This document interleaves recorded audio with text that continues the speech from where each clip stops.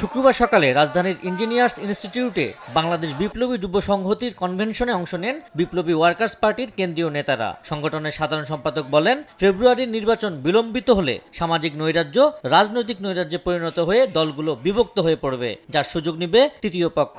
ফেব্রুয়ারির নির্বাচন যদি বিলম্বিত হয়, যদি ভেস্তে যায় বিদ্যমান যে সামাজিক নৈরাজ্য, এই সামাজিক নৈরাজ্য খুব দ্রুতই একটা রাজনৈতিক নৈরাজ্যে পর্যবসিত হবে।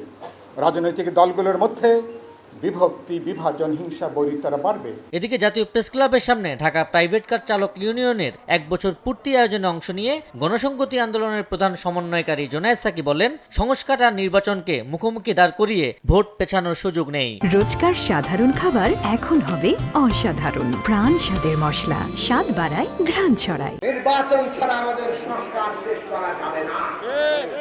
অনেকেই আমরা দেখেছি নির্বাচন আর সংস্কারকে মুখোমুখি দাঁড় করিয়ে নির্বাচনকে পিছিয়ে দিয়ে সংস্কার করেছেন, কিন্তু সংস্কার বাস্তবায়ন করতে হলে নির্বাচন যে লাগবে, নির্বাচন যে নিজেই সংস্কারের একটা গুরুত্বপূর্ণ অংশ, এইটা তারা ভুলে গেছেন অথবা নিজেদের স্বার্থে রেখে পাশে রেখেছেন।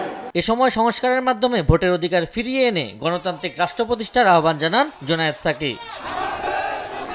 আবু সাইদ নিশান, সময় সংবাদ, ঢাকা।